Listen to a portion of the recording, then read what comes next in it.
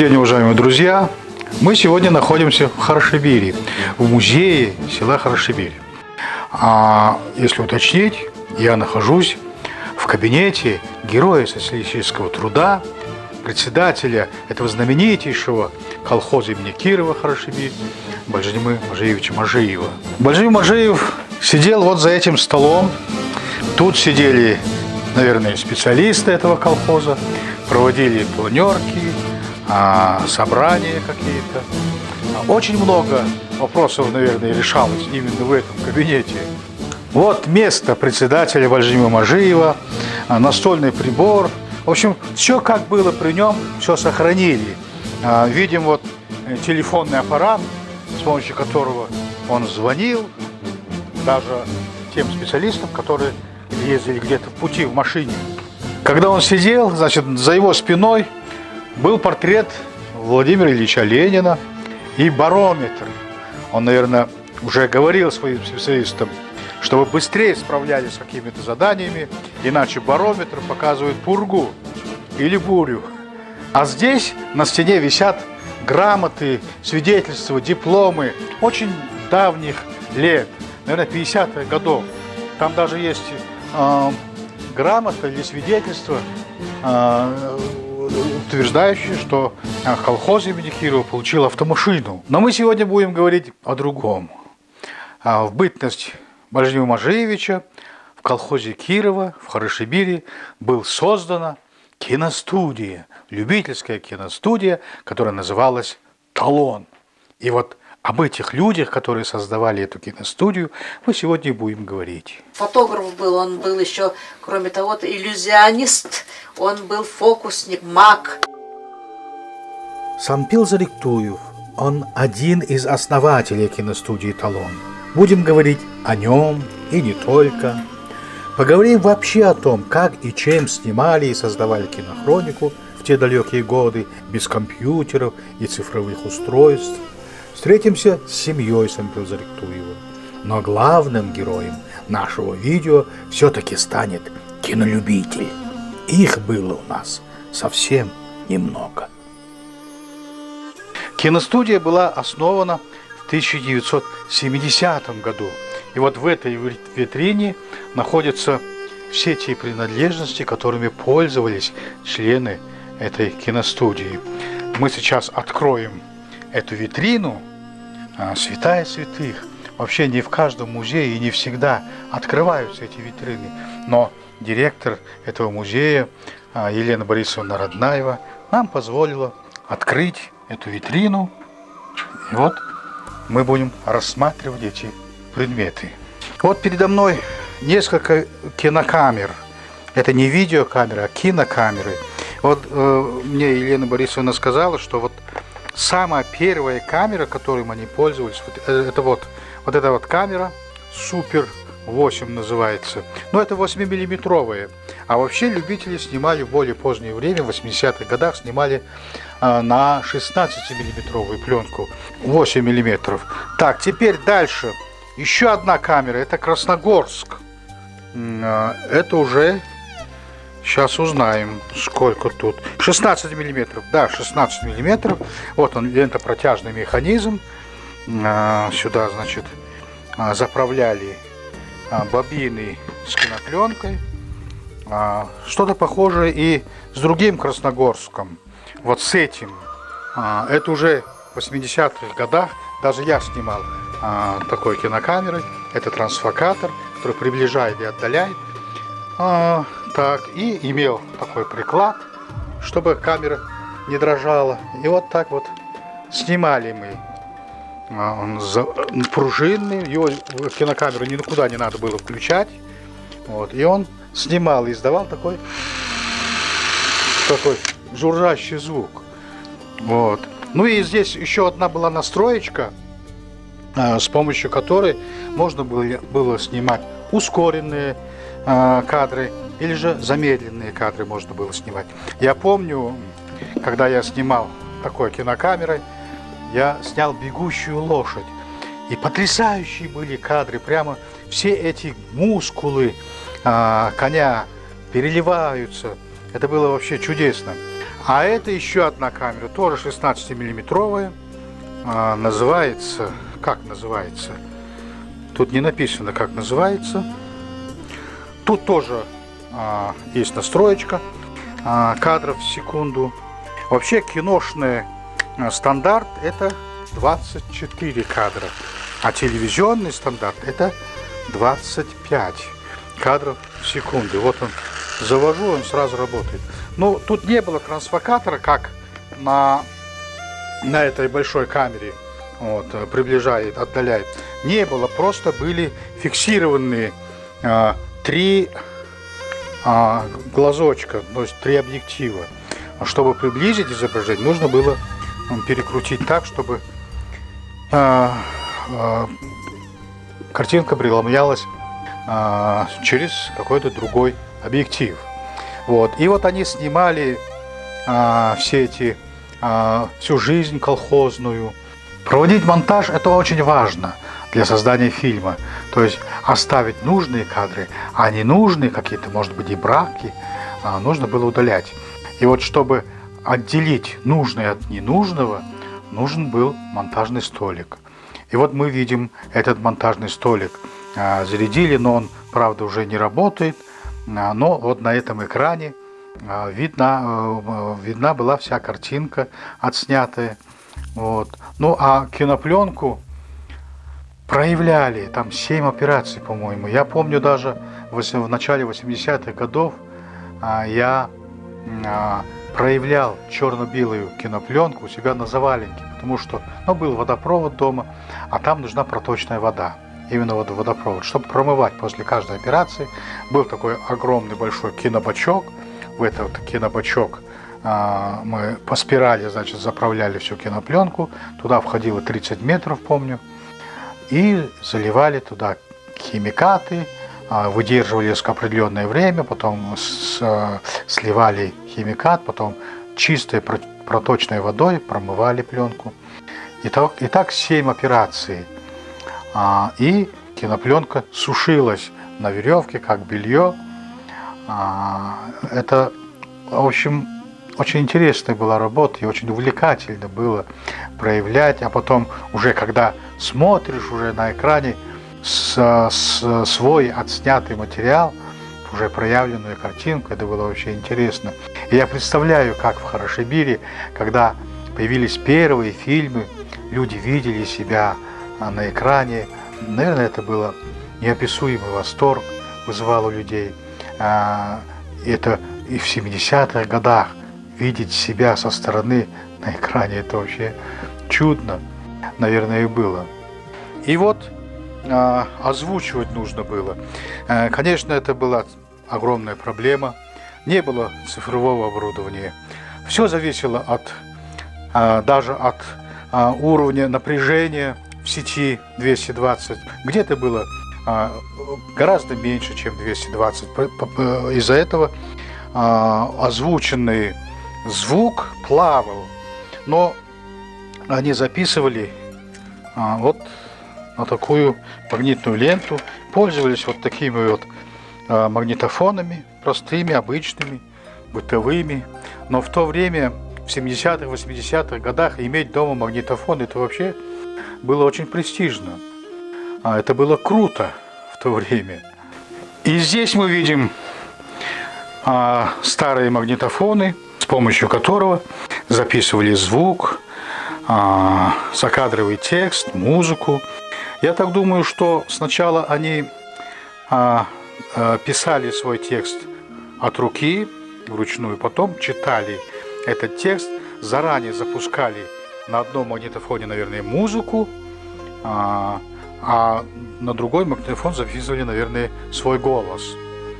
Тексты за кадром обычно читала Нина Будаевна Гармаева. Была такая, но ее сегодня рядом уже нет с нами. Но вот когда мы оцифровываем звук, который они готовили для фильма, я услышал текст в самом начале. Бедные, темные буряты с приходом после революции, с приходом советской власти, вышли в люди, стали образованными и так далее. Но, конечно, в то время так и думали, так и говорили, но это была ошибка. Конечно, до революции были люди грамотные, но они читали не кириллицу, они знали грамоту старомонгольскую, тибетскую, они читали эти книги буддийские. И благодаря этому они понимали, что из себя представляет этот мир, и в каком они в мире живут сами. Очень хорошо понимали. И тех людей, которые умели читать, уважали, их слушали. И эти люди рассказывали другим окружающим, что есть эта наша жизнь. Это были вполне грамотные люди. А вот в 1937 году, вот, когда началась эта репрессия, арестовывали таких людей, например, вот грамотного, который читал старомонгольскую письменность, и этот человек гораздо лучше знал и понимал мироустройство, чем этот военный, который его арестовал, НКВДшник. А писали безграмотные, только потому, что он не имел просто русского языка. Но это была огромная ошибка политики. Но сегодня мы не об этом.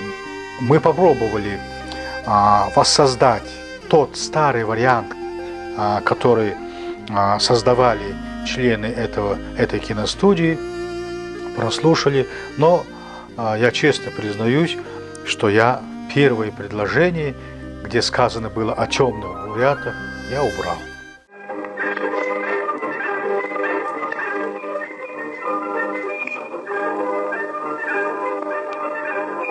Это самые уважаемые и заслуженные люди нашего колхоза.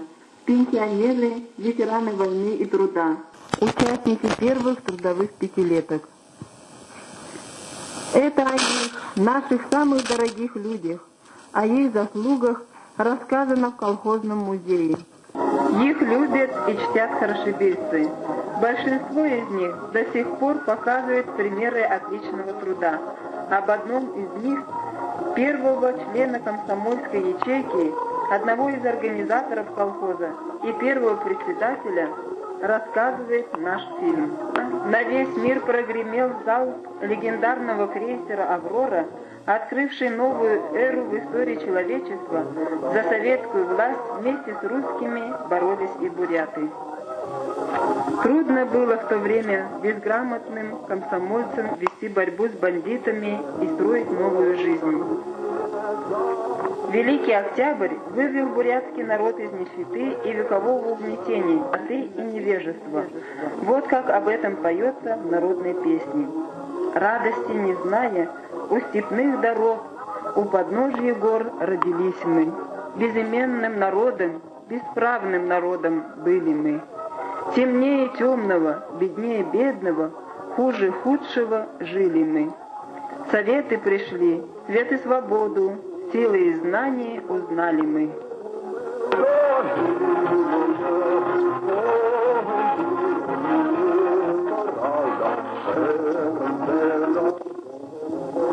37 бедняков объединились в ТОС.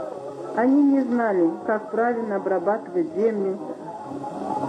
Первую пахоту подняли на 15 гектарах, пахали валами, сеяли и убирали вручную, так как делали когда-то наши предки. В 1935 году тоже объединились в колхоз. И от объединения 3 маломощных коллективных хозяйств более крупной и началась славная история колхоза имени Кирова. Улучшилась культура и быт харшибирцев.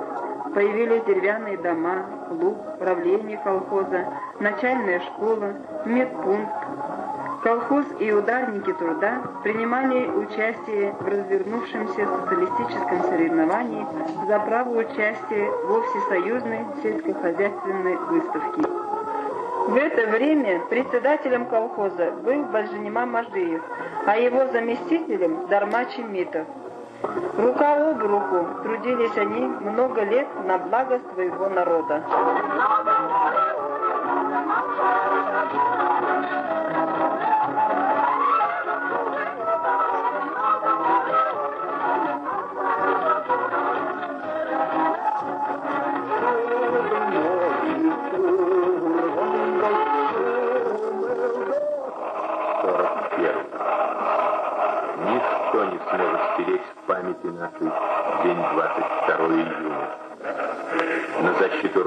стали плечом к плечу русский и украинец, латышский и венгр, грузин и бурят. Сколько их, людей разных национальностей, ковало великую победу, и сколько не вернулось домой под родной кров. Сколько слез, горе выпало на долю матерей погибших. Чем измерить их скорбь? Главное, трудовая Характериль сверх 83 воинов Великой Отечественной, сложивших свои головы на Днепре и под Сталинградом, под Москвой и у Рейхстага. Каждый из них защищал то свое, родное, близкое, что человечество объединяет в огромное понятие «Родина».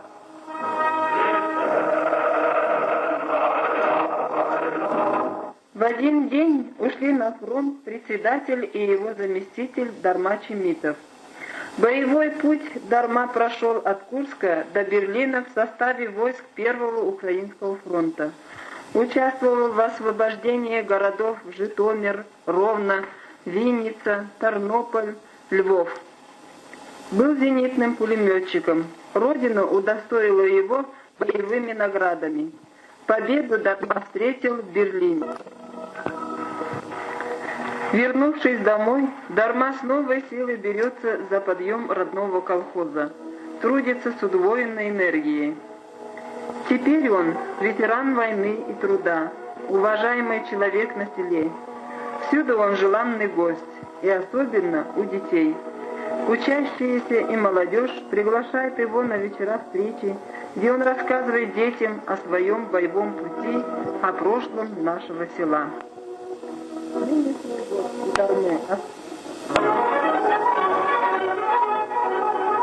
Нынешний год у Дармы особенно радостный. Сын привел в дом невестку, а односельчане присвоили ему звание заслуженного колхозника. Сейчас ему 65, он давно на пенсии, но до сих пор продолжает работать в родном колхозе фуражиром. 30-летие Великой Победы Дарма встретил большими трудовыми успехами. Люди колхоза, о них можно рассказывать и рассказывать. И о ветеранах колхоза, и продолжающих отдавать свой богатый опыт в коллективную трудовую копилку. И о молодежи, достойно принявшей эстафету старшего поколения. О мужчинах и женщинах, о бурятах и русских, о татарах и башкирах, об украинцах и белорусах, живущих дружной многонациональной семьей, семьей советских людей, созидающих новый неведомый доселе мир, имя которому коммунизм. О всех, конечно, не расскажешь. У каждого своя особая биография, своя судьба, светлая судьба нашего современника. Но все они – золотой фонд колхоза, его самое драгоценное богатство. Они привели свой колхоз к столь почетной награде, как знамя Центрального комитета КПСС, Президиум Верховного Совета СССР, Совета Министров СССР и ВССПС, и держит сейчас сомнение на это алое знамя революции.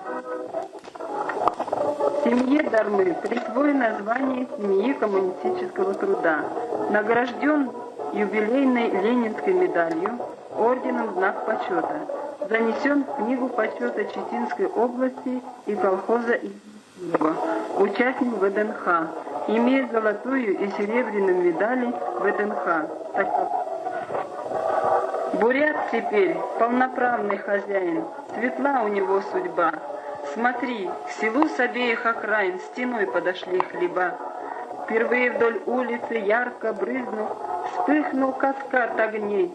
Как же нам не гордиться жизнью, как же не петь нам о ней?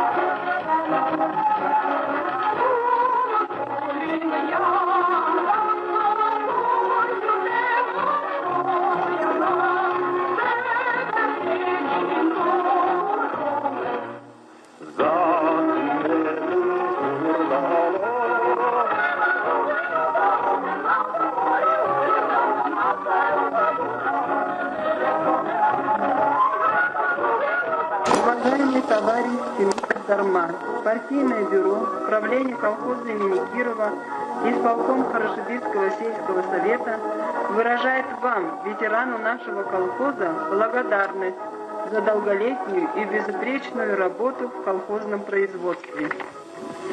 Своим самоотверженным трудом в период коллективизации, суровые годы Великой Отечественной войны и послевоенные годы вы внесли достойный вклад в развитие экономики и культуры родного колхоза. Ваш труд на благо нашей Родины всегда будет примером для молодого поколения хорошебирцев. Желаем вам, дорогой товарищ, крепкого здоровья, долгих лет жизни, большого личного счастья. Партбюро, правление колхоза, исполком Хорошебицкого сельского совета.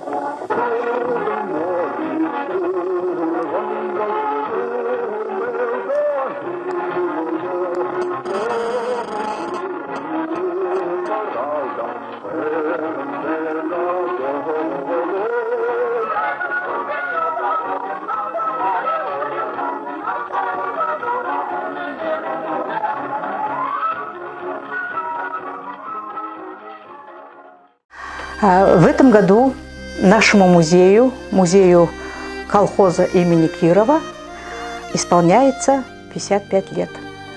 В августе 1967 года группа художники, фотографы, значит, ну, конечно, всем этим руководил председатель Баджима Мажиевич. В 1967 году в августе был открыт. Но если судить по документам, которые у нас тут есть, поздравления и так далее, там говорится, что это был первый колхозный музей Читинской области. И ключи от нового очага культуры был вручен Сампил Зариктуевичу Зариктуеву. Сампил Зариктуевич был человек очень увлеченный, влюбленный в свое дело. Он хорошо рисовал, он хорошо декламировал, он хорошо снимал, фотоаппаратом он владел профессионально.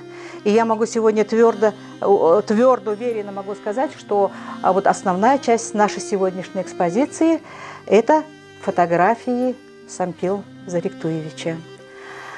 В 70-м году, значит, у начала вот этого создания, основания киностудии «Эталон», конечно, был это Зариктуев Сампил Зариктуевич, Жалсанов Яндон Балданович, Намдаков Цидинджа Болтыч в то время был секретарем партийной организации. Ну и у нас есть кадры, где в то время работал директором Дома культуры Начинов Гармадын Зинович. И Нина Будаевна Гармаева.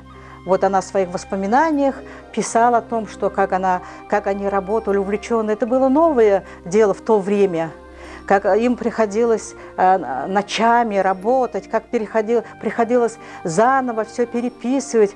Но, тем не менее, она всегда вспоминала вот это время, начало основания этой киностудии с большой радостью и говорила, что это было для меня вот такой особый период моей творческой жизни. Нина Будаевна у нас работала в 60-70-е годы библиотекарем.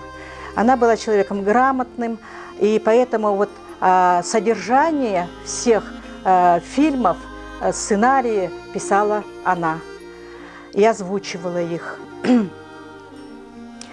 Кроме того, что Сампил Зариктуевич был музейным работником, вот для детворы 60-х, 70-х годов Сампил Зариктуевич остался в памяти как маг и фокусник.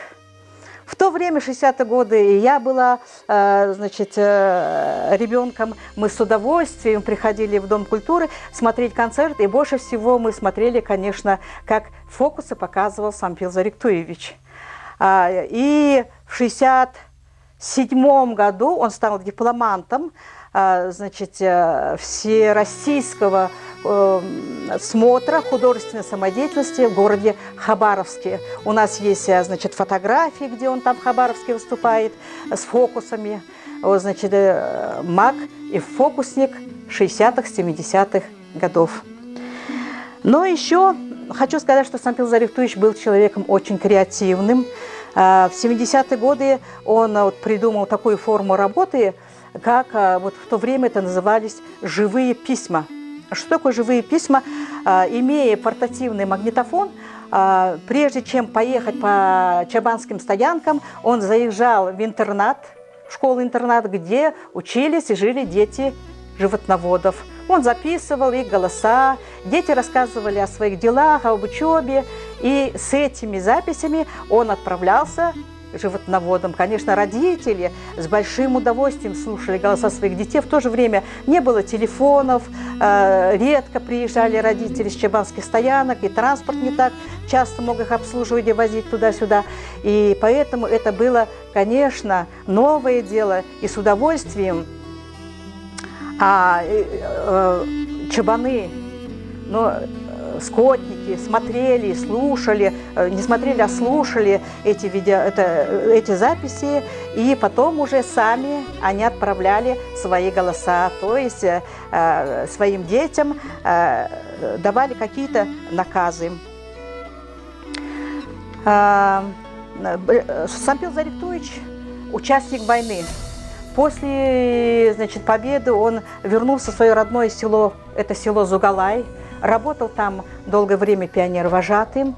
Затем он, значит, женился на Лушиной Зое Даниловне. Она приехала и работала в Зугалае медсестрой. Она сама родом из Воронежской области, значит, и они создали семью, родили, воспитали 3 дочерей. Старшая дочь у нас до сих пор в культуре работает, продолжает дело своего отца. Значит, одна дочь учитель, и средняя дочь работает бухгалтером в Амурской области.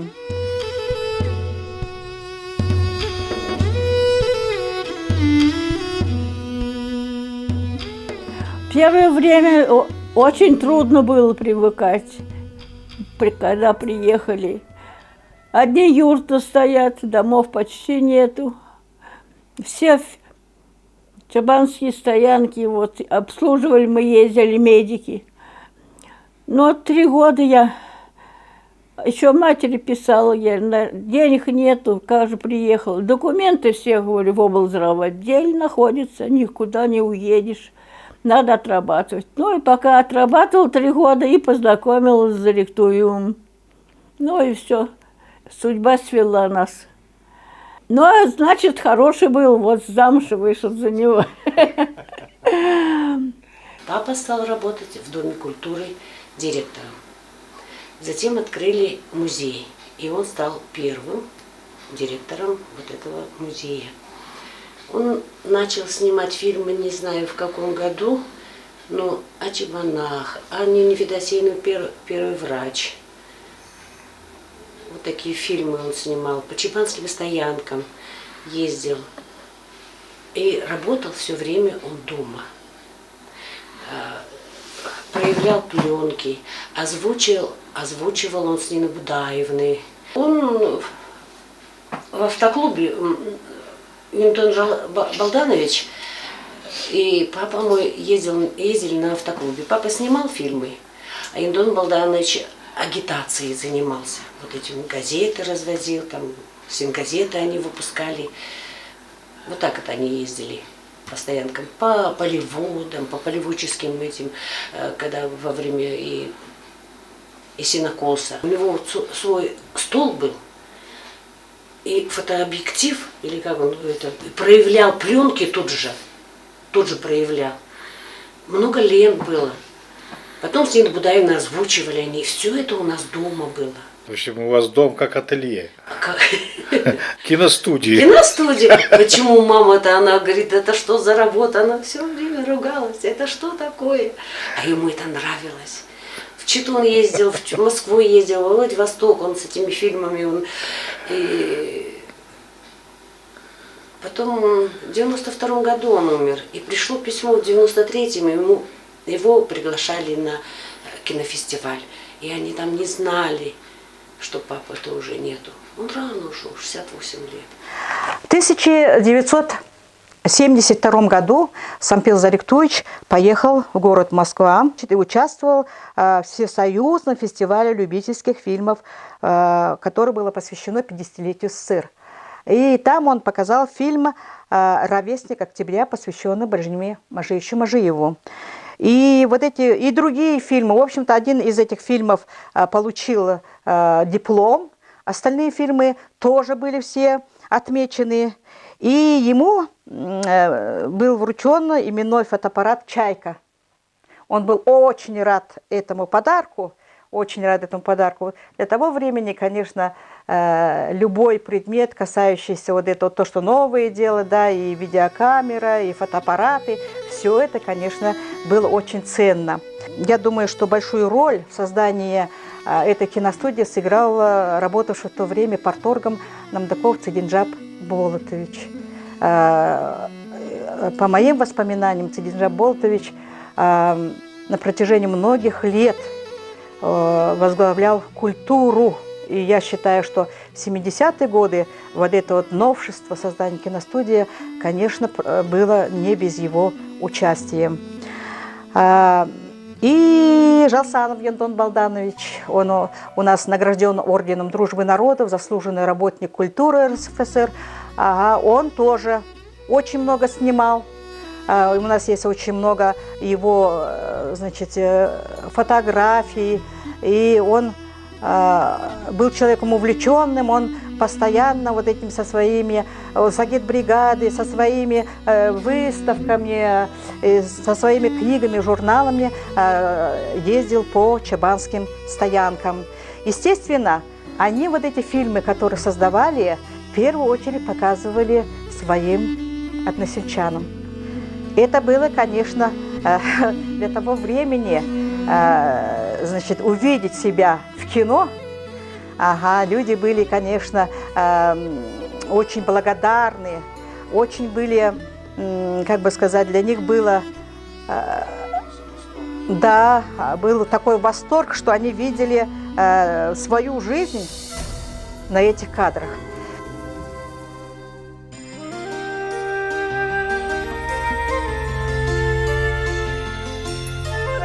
И еще очень интересный документ. Вот нам представила Елена Борисовна, директор музея.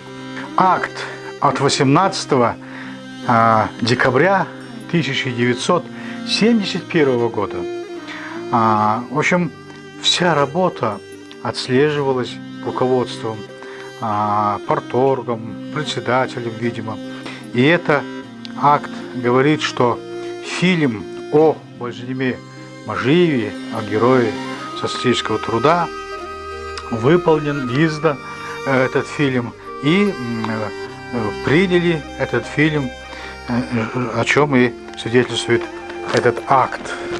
В общем, даже несмотря на то, что киностудия работала в селе, в таком Рашибире, все было задокументировано, засвидетельствовано актами, какими-то другими еще печатями, наверное, подписями.